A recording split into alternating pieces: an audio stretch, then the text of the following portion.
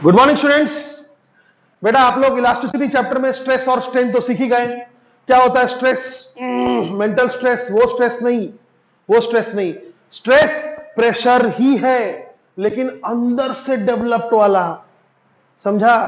समझा कि नहीं समझा? यानी अगर मैं किसी वायर को खींचता हूं तो वायर के अंदर मॉलिक्यूल्स के बीच में जो फोर्स डेवलप होता है हम उसको स्ट्रेस कहते हैं, फोर्स पर यूनिट एरिया। कौन सा force? Restoring force per unit area. समझे? आज का टॉपिक है हुक्स लॉ। समझे? हुक्स लॉ बहुत ही सिंपल सा लॉ है, बहुत ज्यादा एप्लीकेशन हमारे इस 12th के सिलेबस में नहीं है। एक सिंपल सा लॉ है, इससे क्वेश्चन आता था पिछले साल तक, बोर्ड में क्वेश्चन आता था what is Hooke law, what is Hooke law आता था। लेकिन अभी तो ये 12th का चैप्टर है नहीं, 11th का चैप्टर है, इसलिए अब तो आएगा नहीं नए सिलेबस में। ठीक है, आप लोग ऐसा पूछ सकते हैं कि सर जब ये 12th में है नहीं तो हमको क्यों पढ़ा रहे हैं? क्योंकि बेटा मानता हूं मैं कि सॉलिड्स और लिक्विड्स में आसमान जमीन का फर्क है, लेकिन याद रखिएगा mechanical properties of fluids, mechanical properties of fluids ये 12th में है, और मैकेनिकल प्रॉपर्टीज ऑफ सॉलिड्स ये 11th में है। और थोड़ा सा दिमाग डेवलप्ड हो जाता है सॉलिड्स पढ़ने के बाद। फ्लूइड्स पढ़ने के लिए हालांकि कोई फॉर्मूला वगैरह काम नहीं आता, बट थोड़ा दिमाग डेवलप्ड हो जाता है। सॉलिड के लिए आप जिस तरह सोचते थे लिक्विड के लिए भी आप उस तरह थोड़ा सोचोगे, इसीलिए पढ़ो। देखो तो हुक्स लॉ क्या बोलता है, सुनो। तुम पहले बताओ कि तुम स्ट्रेस समझ गए, तुम स्ट्रेन समझ गए, ठीक है ना? तो हुक बोलता है कि अगर आप इलास्टिक लिमिट तक रहे, within elastic limits. Sir elastic limit मतलब बताऊंगा, टेंशन मत लो। Within elastic limit stress is directly proportional to strain. बस इतना ही। Stress is directly proportional to strain. मतलब कैसा सर? मतलब ऐसा sir, stress is directly proportional to strain. तो सिंपल है, जितना ज्यादा आप स्ट्रेन लाइएगा, स्ट्रेन मतलब change in dimension upon original dimension. समझे? तो एक काम करते हैं, अपन ओरिजिनल डायमेंशन को फिक्स कर देते हैं और इस तरह बात करते हैं। देखिए, having the original dimension fixed, जितना ज्यादा खींचिएगा उतना ज्यादा स्ट्रेस डेवलप होगा उसके अंदर, उतना ज्यादा restoring force per unit area molecules के बीच में डेवलप होगा, लेकिन इलास्टिक लिमिट तक। अब ये इलास्टिक लिमिट क्या है मैं बताऊंगा, पहले थोड़ा आगे बढ़ लेते हैं। तो stress is directly proportional to strain, तो स्ट्रेस इज इक्वल टू क्या होगा? सम कांस्टेंट, सम कांस्टेंट वो मान लीजिए के, कुछ भी लिखिए, सम कांस्टेंट इनटू स्ट्रेन। ठीक है, तो stress upon strain, stress upon strain क्या हो जाएगा? एक कांस्टेंट। तो ये है बेटा हुक्स लॉ। समझे? हुक्स लॉ ये है, यानी अगर आप स्ट्रेस वर्सेस स्ट्रेन एक ग्राफ बनाइएगा, अगर आप स्ट्रेस वर्सेस स्ट्रेन अगर ग्राफ बनाइएगा तो वो ग्राफ स्ट्रेट लाइन बनेगा, क्योंकि ये स्ट्रेट लाइन का इक्वेशन जैसा है, y is equal to mx। समझ में आया? और इसका जो स्लोप होगा वो होगा ये कांस्टेंट। आई बात समझ में? लेकिन कब तक? इलास्टिक लिमिट तक। Now what do you mean by elastic limit? Very simple, आप किसी मेटल का वायर को मान लीजिए खींचकर थोड़ा लंबा कर दिए, मेटल का वायर को खींचकर मान लीजिए आप थोड़ा सा लंबा कर दिए और फिर छोड़ दिए, तो क्या होना चाहिए? If the metal wire is elastic body, तो क्या होना चाहिए? वो अपना ओरिजिनल शेप रिगेन कर लेना चाहिए। It should regain its original shape. Okay fine, लेकिन इस बार आप क्या किए? थोड़ा और खींच दिए, थोड़ा और खींच दिए। तो हुक्स लॉ के मुताबिक पिछली बार से इस बार ज्यादा स्ट्रेस डेवलप होगा, क्योंकि आपने स्ट्रेन ज्यादा लाया है। चलो ठीक है, आप छोड़ दीजिए, खींचे थे उसको छोड़ दीजिए, फिर से वो ओरिजिनल शेप पकड़ लेगा।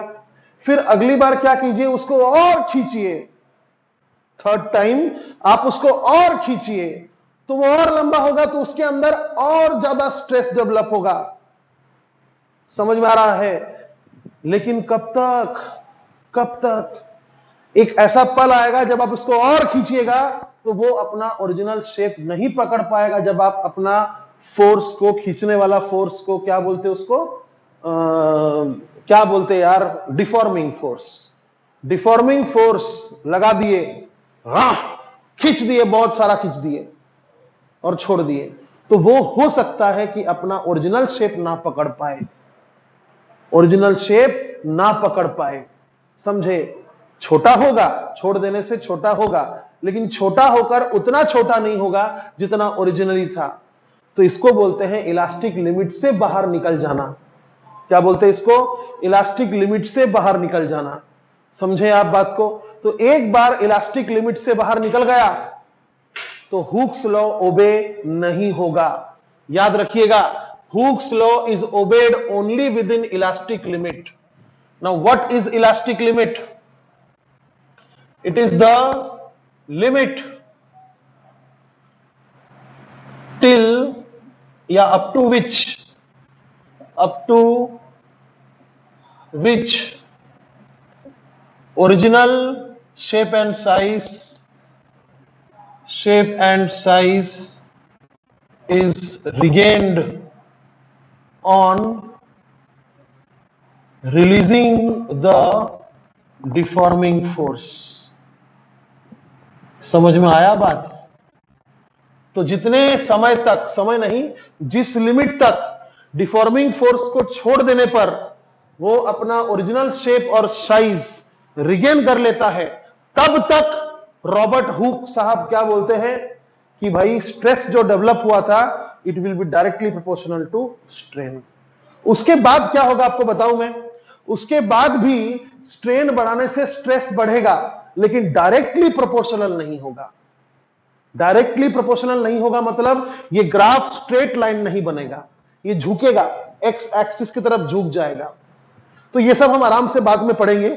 हमारा एक और टॉपिक है, बाद में अगले सेशन में पढ़ाऊंगा मैं, वो स्ट्रेस स्ट्रेन कर्व करके एक टॉपिक है, उसमें मैं बताऊंगा कि what happens after this elastic limit, how can you, या फिर what can you talk about the movement, या the movement there after which Hooke's law is not obeyed. तो वो अगले टॉपिक में है। इसके बारे में आप क्या सीखिए कि जब तक इलास्टिक लिमिट है तब तक स्ट्रेस प्रोपोर्शनल टू स्ट्रेन होता है। समझे? और मैंने आपको बताया कि अगर आप एक ग्राफ बनाइएगा स्ट्रेस वर्सेस स्ट्रेन का, तो एक स्ट्रेट लाइन बनेगा जिसका स्लोप क्या देगा, ये कांस्टेंट देगा। तो इस कांस्टेंट का नाम भी है, इस कांस्टेंट का नाम भी है where K is known as modulus of elasticity. नाम है, घबराने का नहीं, मॉड्यूलस ऑफ इलास्टिसिटी। समझे? या फिर इलास्टिक मॉड्यूलस, या फिर इलास्टिक मॉड्यूलस। आई बात समझ में? अब आप तो एक चीज समझ सकते हैं, मैंने आपको पढ़ाया भी था कि स्ट्रेस क्या है, प्रेशर जैसा है। स्ट्रेस का यूनिट, स्ट्रेस का डायमेंशन प्रेशर के बराबर है। और स्ट्रेन के बारे में आप क्या जानते हैं कि उसका कोई डायमेंशन नहीं होता, उसका कोई यूनिट नहीं होता। तो देखिए, stress by strain is equal to, अगर मॉडुलस ऑफ इलास्टिसिटी है और इसका डायमेंशन नहीं होता है, इसका यूनिट नहीं होता है, इसका मतलब इस के का वही यूनिट और डायमेंशन होगा जो स्ट्रेस का होगा। तो याद रखिएगा कि मॉडुलस ऑफ इलास्टिसिटी का डायमेंशन वही होता है जो स्ट्रेस का होता है, जो प्रेशर का होता है, और यूनिट भी वही होता है जो प्रेशर का होता है, पास्कल या फिर न्यूटन पर मीटर स्क्वायर। आया समझ में? ऐसा यूनिट, ठीक है? अच्छा, अब एक बात सुनिए, हालांकि जो मैं बात बताने वाला हूं वो इतने स्पेस में होगा नहीं, इसलिए एक फ्लोचार्ट बना रहा हूं। देखिए, ये जो स्ट्रेस है और ये जो स्ट्रेन है, ये तीन तरह का होता है। हमारे सिलेबस में ये तीन तरह का है, तीन तरह का है। तो वो तीन तरह क्या क्या है वो सुन लीजिए, फिर अच्छे से बता दूंगा। देखिए, अगर आप यानी 3 तरह का क्यों है? क्योंकि you can deform a body in 3 different ways. समझे? If it is a thin wire तो उसको दबा के कचूमर तो नहीं बनाएंगे, उसको खींचकर लंबाई कर सकते हैं। समझ में आया? If it is a wire, thin wire, तो उसको ऐसा प्रेस करके कचूमर तो नहीं बनाएंगे ना, उसको क्या कर सकते हैं? खींच के सिर्फ लंबा कर सकते हैं। तो that is a type of deformation, that is a type of deformation. तो उसमें जो स्ट्रेस होगा उसका एक नाम होगा, उसमें जो स्ट्रेन होगा उसका एक नाम होगा। समझे? फिर मैंने आपको बताया था कि किसी बॉक्स का कोई भी बॉक्स ले लीजिए आप, उसका बेस को फिक्स कर दीजिए। कोई भी बॉक्स ले लो और उसका बेस को फिक्स कर दो। समझ में आया? यहां पर है नहीं वैसा कोई बॉक्स। बेस को फिक्स कर दो और फिर एक साइड से ढकेलो, मैं डायग्राम बना के बताऊंगा। एक साइड से ढकेलो तो एक शेप चेंज होगा, बताऊंगा मैं, ठीक है? एक शेप चेंज होगा। तो उसके लिए भी एक टाइप ऑफ स्ट्रेस होगा, एक टाइप ऑफ स्ट्रेन होगा। समझ में आया? और आखिरी में क्या होगा कि आप एक मान लीजिए एक स्टील बॉल ले लीजिए। क्या करेंगे? एक स्टील बॉल ले लीजिए, स्टील का बॉल, उसको हर तरफ से दबाइए। क्या बात कर रहे सर? स्टील बॉल को हर तरफ से दबाएंगे तो अपना हवा टाइट हो जाएगा। नहीं दबा सकते, मालूम है नहीं दबा सकते। लेकिन सोचिए अगर एक स्टील का बॉल को किसी ओशन के बेड पर डाल दिया जाए। समझे? कहते हैं कि इस दुनिया में जितना ऊंचाई नहीं है उससे ज्यादा गहराई है। समझे? कोई तो भी ओशन में सबसे ज्यादा गहराई कितना है पता है आपको? 11 किलोमीटर, जबकि सबसे ऊंचाई कितना है? 8.5 किलोमीटर के आसपास है ना? लेकिन गहराई कितना है? 11 किलोमीटर गहराई है। सोचिए उस गहराई में जाकर अगर एक बॉल को रख दिया जाए या छोड़ दिया जाए, सोचिए वो बॉल के ऊपर पानी का प्रेशर कितना इंटेंस रहेगा। वो स्टील बॉल को दबाने का क्षमता रखता है। इतना ज्यादा प्रेशर एक मेटल का बॉल को भी दबा सकता है। बहुत ज्यादा नहीं दबा सकता बट दबा सकता है। हम जो काम हाथ से नहीं कर सकते मशीन से कर सकते हैं। ओशन के बेड पर वो दब सकता है। तो कैसा चेंज हो रहा है? वॉल्यूम में चेंज हो गया। कैसे चेंज हो गया? वॉल्यूम में चेंज हो गया। तो एक तरह का स्ट्रेस होगा, एक तरह का स्ट्रेन होगा। तो 3 तरह का स्ट्रेस है, 3 तरह का स्ट्रेन है। एक का नाम है टेंसाइल। टेंसाइल मतलब लंबाई में चेंज करना, लंबाई में। एक का नाम है शियर। शियर इसका मतलब हो जाता है शेप में चेंज आ जाना। वो मैं बताऊंगा आपको, शियर थोड़ा ड्राइंग करने से समझ में आएगा। और एक होता है वॉल्यूम या फिर बल्क। तो 3 तरह का स्ट्रेस है और सिमिलरली 3 तरह का स्ट्रेन भी है। एक है टेंसाइल, एक है शियर और एक है वॉल्यूम या फिर बल्क। तो एक बात का आंसर दीजिए, अगर 3 तरह का स्ट्रेस होता है, 3 तरह का स्ट्रेन होता है, तो 3 तरह का ये कांस्टेंट भी तो होगा विद इन इलास्टिक लिमिट। 3 तरह का ये कांस्टेंट भी तो होगा। तो चलिए वही पढ़ते हैं, टाइप्स ऑफ डिफॉर्मेशन। समझे? तो इसको आप लिख लीजिए, हुक्स लॉ लिख लीजिए, हुक्स लॉ लिख लीजिए अच्छे से। याद रखिएगा कि ये जो हम पढ़ रहे हैं इलास्टिसिटी, जिसका नाम एनसीईआरटी में मैकेनिकल प्रॉपर्टीज ऑफ सॉलिड है, इसको नहीं पढ़ने से भी आप मैकेनिकल प्रॉपर्टीज ऑफ फ्लूइड्स पढ़ लेंगे, कोई डाउट नहीं इसमें। यानी अगर आप इलास्टिसिटी नहीं समझे तो भी आप नेक्स्ट चैप्टर जो 12th में है मैकेनिकल प्रॉपर्टीज ऑफ फ्लूइड्स, वो आप पढ़ लेंगे, लेकिन उतना मजा नहीं आता है। कैसा है? अगर आप एंट्रेंस लेवल में देखिएगा तो एक ही इकट्ठे नाम है प्रॉपर्टीज ऑफ मैटर। क्या नाम है? प्रॉपर्टीज ऑफ मैटर ना भाई। पहले सॉलिड पढ़ो, फिर लिक्विड पढ़ो, फिर गैस पढ़ो, सब कुछ पढ़ो, ऐसा। समझे? तो पहले सॉलिड पढ़ाने में मजा ही कुछ और है और बाद में लिक्विड पढ़ने का मजा ही कुछ और है। हालांकि बहुत ज्यादा लिंक नहीं है, हालांकि बहुत ज्यादा लिंक नहीं है। इलास्टिसिटी नहीं समझते हुए भी आपको लिक्विड समझ में आएगा, बिल्कुल आएगा, क्योंकि अपना बात ही कुछ ऐसा है। मैं आपको समझा दूंगा, कोई डाउट नहीं उसमें। लेकिन फिर भी मजा लेके पढ़ने का, पढ़ना है इसीलिए पढ़ने का ऐसा नहीं होना चाहिए, मजा लेके पढ़ने का। हर काम मजे से करो।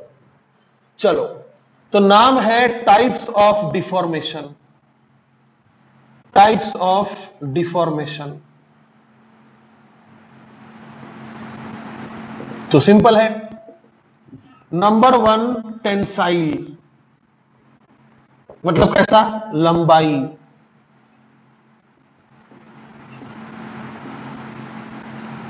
लंबाई में, जैसे आप कोई वायर ले लो, आप एक कोई वायर ले लो, हालांकि वायर का कुछ क्रॉस सेक्शन जरूर होगा, ये वायर का कुछ क्रॉस सेक्शन जरूर होगा, ठीक है। ये एरिया जो होगा ना, इसको बोलते हैं हम क्रॉस सेक्शन एरिया। मान लीजिए वो ए है, ठीक है। अब क्या करो, ये इसका ओरिजिनल लेंथ है मान लो L, ठीक है। आप यहां पर एक लोड लगा दो, खींचो मतलब एक लोड लगा दो,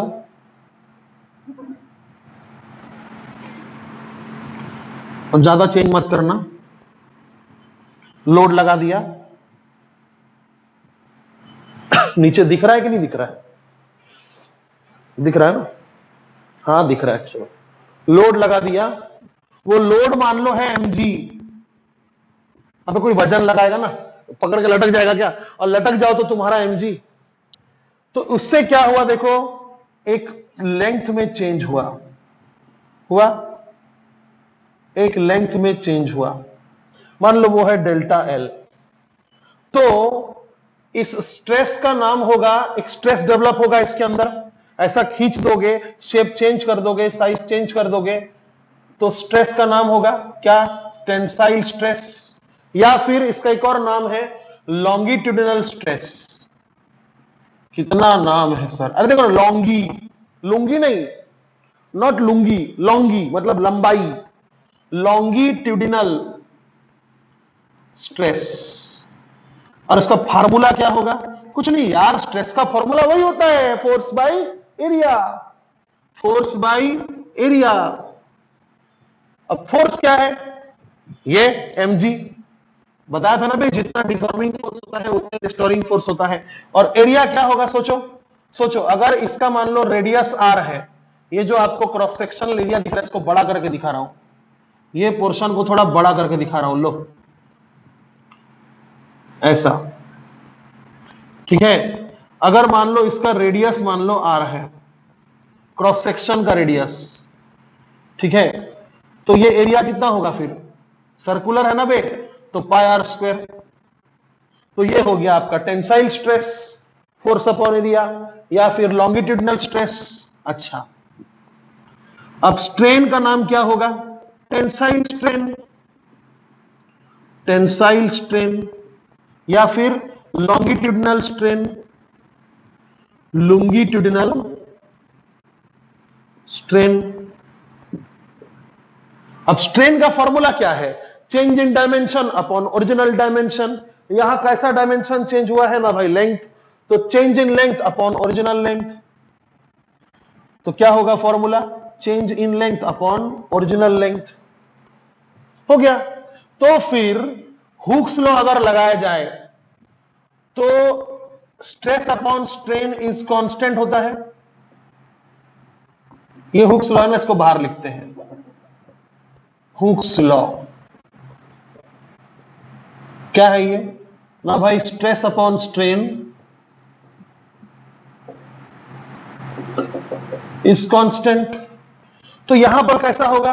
tensile stress upon tensile strain, या फिर longitudinal stress upon longitudinal strain. तो अपन थोड़ा शॉर्ट में लिखते हैं, longitudinal stress upon longitudinal strain is equal to के नहीं लिखेंगे, उस के का एक नाम है। अब इसको तुमने हुक्स कांस्टेंट बोला क्या? नहीं बोला, बट इसको तुम बोलोगे, इसका एक नाम है यंग्स मॉडुलस। क्या बोलोगे? Where y is Young's modulus. जैसे स्टील वायर का यंग्स मॉडुलस होता है 20 into 10 to the power 10 newton per metre square. समझे? वैसे ही अलग अलग मटेरियल का अलग अलग होता है। अगर अपन ग्राफ बनाएंगे ना ऐसा, longitudinal stress upon longitudinal strain, तो मान लो स्टील के लिए ऐसा निकला और मान लो कॉपर के लिए ऐसा निकला, तो क्या समझ रहे हो भाई? जिसका स्लोप ज्यादा है, ये मान लो स्टील के लिए है, ये मान लो कॉपर के लिए है, तो क्या समझ रहे हो? जिसका स्लोप ज्यादा है, ये देखो, ये मान लो θ1 है और ये एंगल मान लो θ2 है, तो इसका जो y होगा, y ऑफ स्टील, अबे स्लोप कैसे निकालते हो, tan थीटा, तो tan θ1, और इसका अगर तुम यंग्स मॉडुलस निकालना चाहते हो y ऑफ कॉपर, तो कैसे निकालोगे, tan θ2। अब तुमको मालूम है θ1 θ2 से ज्यादा है, इसका मतलब Young's modulus of steel is more than Young's modulus of copper. तो जितना ज्यादा थीटा होगा उतना ज्यादा यंग्स मॉडुलस होगा, एग्जाम में काम आता है, नीट वाले याद रखिएगा, जितना ज्यादा यंग्स मॉडुलस होगा उतना ज्यादा एंगल होगा। नीट वाले याद रखिएगा, नीट वाले, स्टेट बोर्ड वाले भी याद रखना चाहिए था लेकिन अब तो सिलेबस में नहीं है, इसलिए नीट वाले अच्छे से याद रखिएगा। तो ये हो गया एक तरह का टेंसाइल या फिर लॉन्गिट्यूडिनल, यानी लंबाई में। आओ देखते हैं दूसरा वाला, आओ, नाम है सिद्धू, शियर, सॉरी, नाम है शियर। तो क्या है इसमें ध्यान से देखना, एक तुमने डब्बा लिया, एक तुमने डब्बा लिया, ध्यान से देखना, थोड़ा मुश्किल है इसको समझना। अब उस डब्बे को तुमने नीचे फेविक्विक लगा के चिपका दिया, यानी ये डब्बे को तुमने रखा टेबल में। अच्छा, डायग्राम अच्छा बनाते हैं, थैंक यू। उस डब्बे को तुमने क्या किया, उसका जो बेस है उसको तुमने फेविक्विक से चिपका दिया, एकदम हिलने का नाम नहीं, समझा क्या? हाँ, चिपका दिया। अब साइड से ढकेलो, साइड से ढकेलो ऐसा, यानी समझो बात को, ये जो लाल वाला एरिया है ना, कहां है सर, बना रहा हूं बे, ये जो लाल वाला एरिया है ना, लेफ्ट वाला दीवार, उसको ढकेलो, चारों तरफ ढकेलो, उसका एरिया मान लो ए है, लाल वाला दीवार का एरिया मान लो ए है ना। अब बाकी का एरिया कितना है मुझे उससे कोई मतलब नहीं है, लाल वाला दीवार का ए है एरिया, समझे। अब ऐसा ढकेलने के कारण इसमें डिफॉर्मेशन कैसा आएगा, ये जो बॉक्स है ये नीचे से चिपका हुआ है ना, इसलिए इसका बेस नहीं हिलेगा, ये डब्बा ऐसा बन जाएगा। देखो ध्यान से देखना, ऐसा,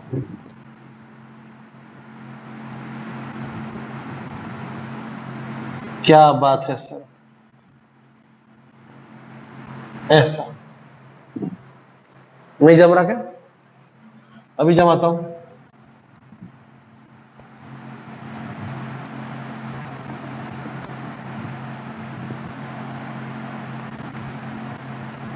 ऐसा, पुराना डब्बा को देखो, काला वाला, काला वाला डब्बा को देखो, ये काला वाला डब्बा है पुराना, ये काला वाला डब्बा है,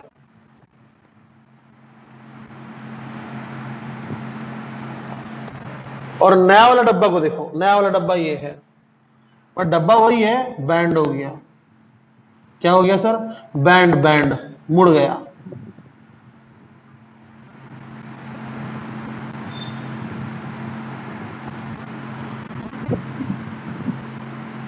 ऐसा हो गया, आई बात समझ में।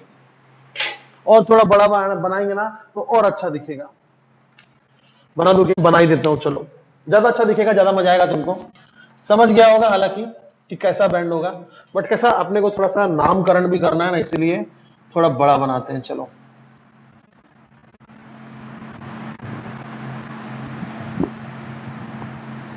अबे हाइट कम कर देंगे ना, टेंशन क्या है।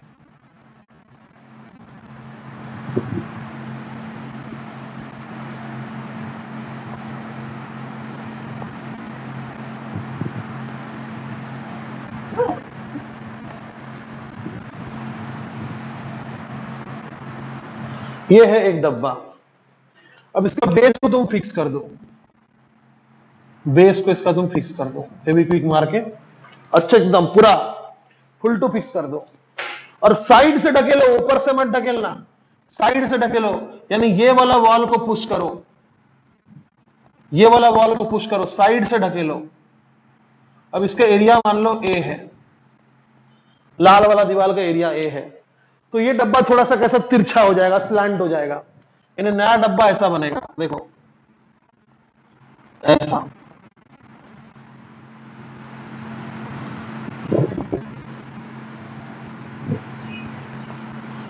बेस नहीं हिलेगा ना,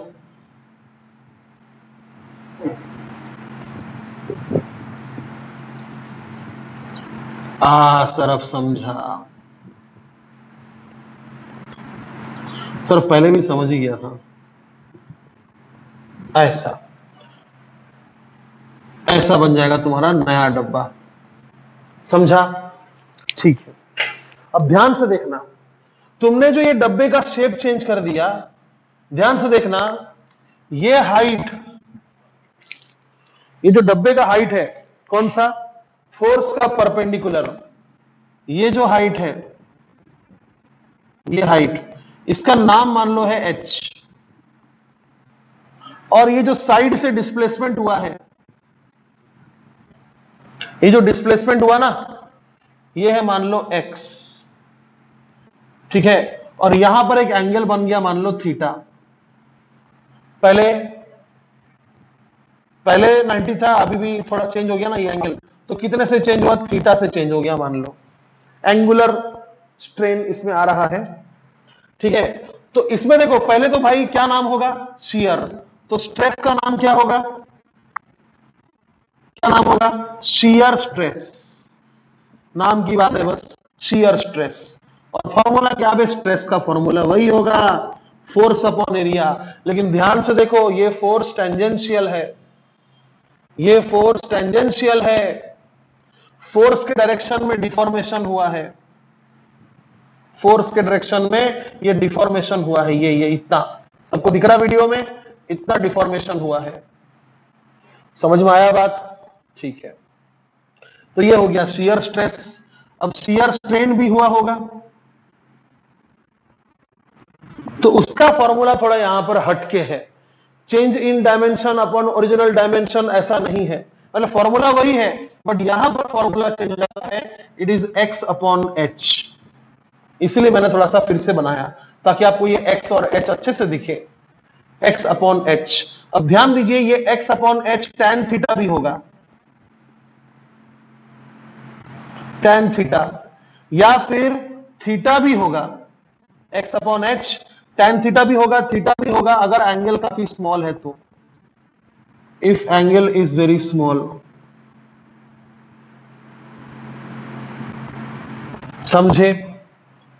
समझे बात को? तो ये रहा शियर स्ट्रेस, एरिया कौन सा है देख लीजिए, ये साइड वाला दीवार का एरिया है, ये दीवार का एरिया, यानी जिस दीवार पे आप फोर्स लगा रहे हैं उसका एरिया, समझे? ठीक है, और शियर स्ट्रेन क्या है, x अपॉन h, जिसके बदले आप tan थीटा भी लिख सकते हैं, अगर थीटा छोटा हुआ तो थीटा भी लिख सकते हैं। तो इसका भी एक मॉड्यूलस ऑफ इलास्टिसिटी होगा, shear stress upon shear strain, क्यों नहीं होगा भाई, मॉड्यूलस ऑफ इलास्टिसिटी का नाम होगा shear stress upon shear strain, नाम होगा, सिंबल होगा ईटा, ये के जो है ना, ये के, वो शियर के केस में क्या होगा, ईटा होगा। विस्कोसिटी सर नहीं ना बे, where eta is modulus of rigidity, नाम है, घबराने का नहीं, यानी अगर लिख दिया मॉड्यूलस ऑफ रिजिडिटी तो समझ जाना कि शियर वाला केस है, मॉड्यूलस ऑफ रिजिडिटी, समझा? इस पर हम इसके बारे दोबारा अब नहीं पढ़ेंगे, इसके बारे हम दोबारा पढ़ेंगे, स्ट्रेस स्ट्रेन कर्व बनाएंगे, इसके बारे दोबारा नहीं पढ़ेंगे, इससे क्वेश्चन भी लिमिटेड आता है, स्टेट बोर्ड में एक धांसू वाला क्वेश्चन है वो मैं आपको कर दूंगा, तो हो गया। अब ऑफ कोर्स ये ईटा का भी डायमेंशन वही होगा ना, बता दिया मैंने, यंग्स मॉडुलस का जो होगा, यंग्स मॉडुलस का जो डायमेंशन होगा, शियर मॉडुलस का वही डायमेंशन होगा।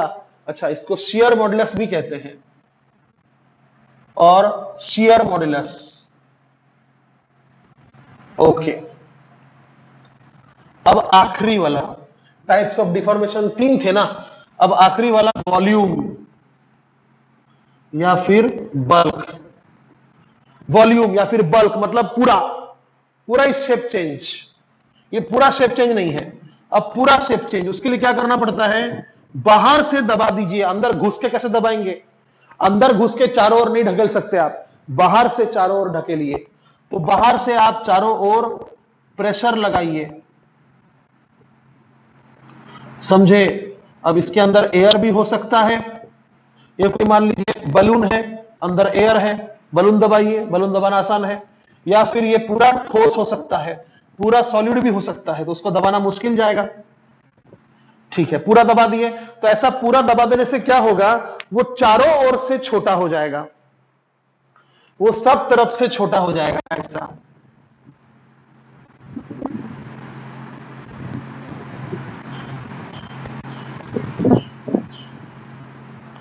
समझे, सब तरफ से छोटा हो गया। This is the new volume.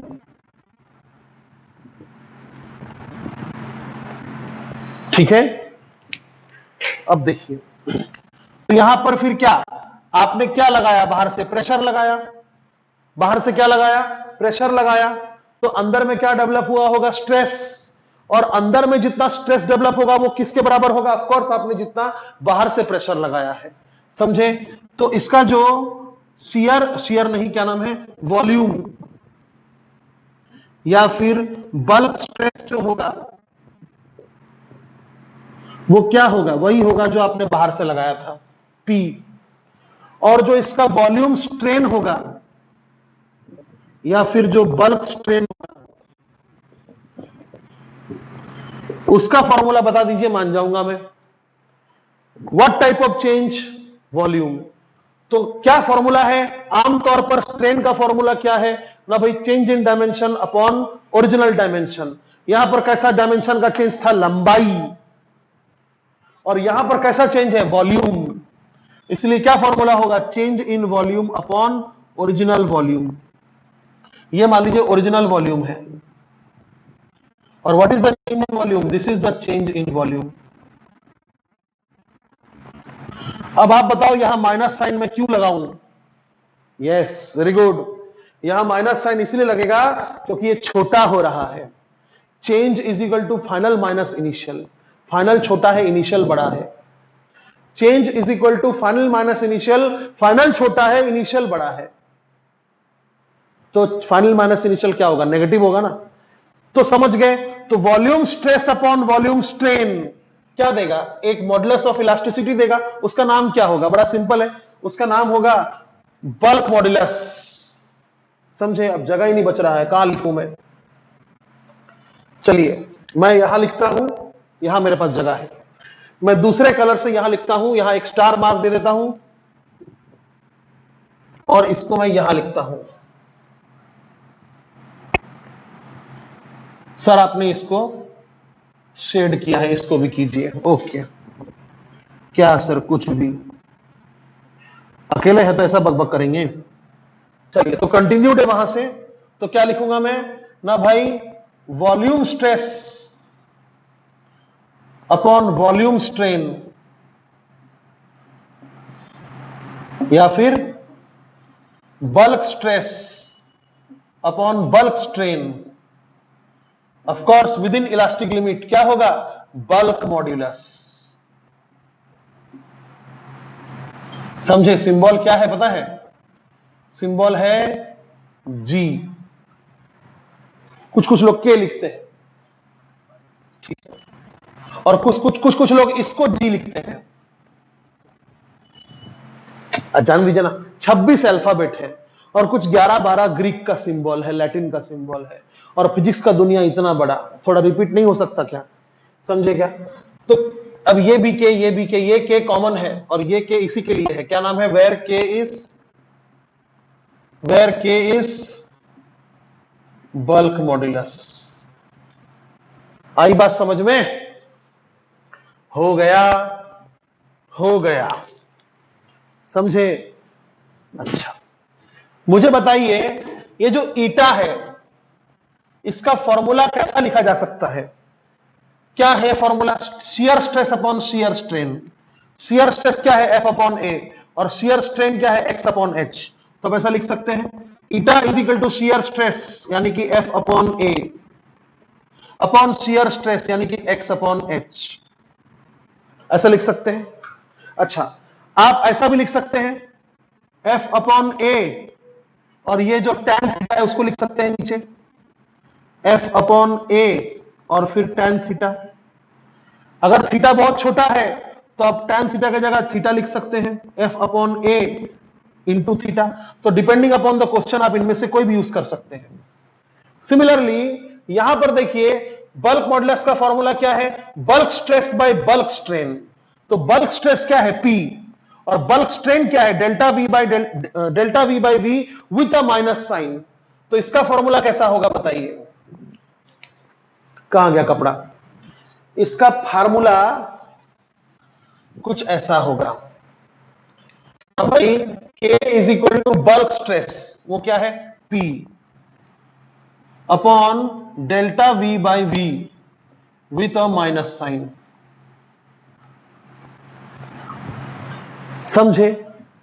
समझे, लेकिन यहां पर एक मॉड लगेगा।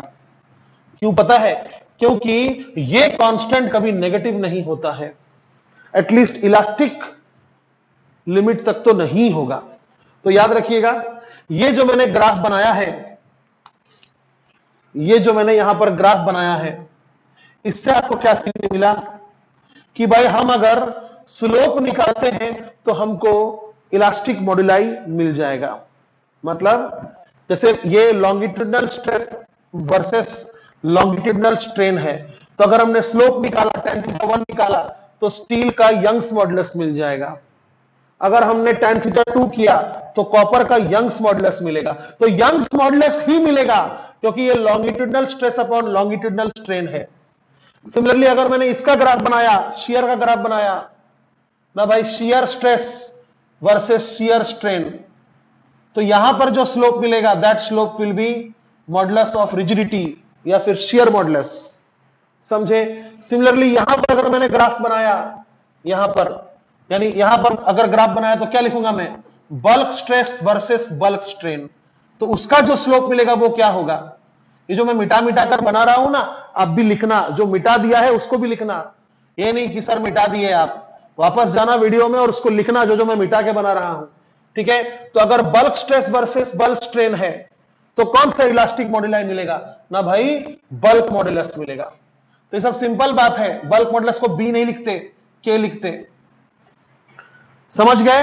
तो याद रखिएगा 1 2 3 मैंने टाइप का आपको डिफॉर्मेशन सिखाया, इन तीनों को मिक्स नहीं करना है। जब भी नाम टेंसाइल या लॉन्गिट्यूडनल का होगा तो यंग्स भाई साहब आएंगे सामने, शियर मॉडुलस बल्क मॉडुलस नहीं आएगा। जब भी बात शियर का चलेगा तो यंग्स भाई साहब नहीं आएंगे, बल्क मॉडुलस भी नहीं आएगा, शियर मॉडुलस आएगा। समझे। और जब भी बात बल्क का चलेगा तो यंग्स भाई साहब नहीं आएंगे, थॉमस यंग जी नहीं आएंगे, और ना ही शियर वाला आएगा। क्या आएगा, बल्क मॉडुलस आएगा। तो it is very easy to understand कि हम ग्राफ तीनों के लिए बना सकते हैं, बट तीनों में स्लोप अलग अलग वैल्यूज देगा। मतलब आप बात को समझिए, मैं क्या बोलना चाह रहा हूं। मैं ये बोलना चाह रहा हूं, तुम चाहे तो मटेरियल एक ही ले सकते हो तीनों में, लेकिन डिफॉर्मेशन 3 तरह का है। तुम चाहे तो स्टील का वायर बनाकर खींच सकते हो, तुम चाहे तो स्टील का बॉक्स बनाकर उसका बेस को चिपकाकर साइड से ढकेल कर उसका शेप चेंज कर सकते हो, शियर कर सकते हो। तुम चाहे तो स्टील का बॉल बनाकर उसको समंदर के बेड पे रख के उसको चारों ओर से दबा के उसका वॉल्यूम चेंज कर सकते हो। तुमने तीनों में स्टील यूज किया, लेकिन याद रखना स्टील का यंग्स मॉडुलस अलग होता है, स्टील का शियर मॉडुलस अलग होता है, और स्टील का बल्क मॉडुलस अलग होता है। यह चीज बहुत इंपॉर्टेंट है। मटेरियल अगर सेम है और डिफॉर्मेशन अगर अलग अलग टाइप का है तो इलास्टिक मॉड्यूलाई भी, ये कांस्टेंट भी अलग अलग होता है, इसलिए नाम अलग अलग है, यंग्स मॉडुलस। समझे। अब अगली बार जो पढ़ाऊंगा वो बहुत इंपॉर्टेंट होगा, उसका आप लोग प्रैक्टिकल भी करते हैं। समझे। तब तक के लिए जय हिंद, जय भारत। सतर्क रहे, सतर्क रहे और सतर्क रहे।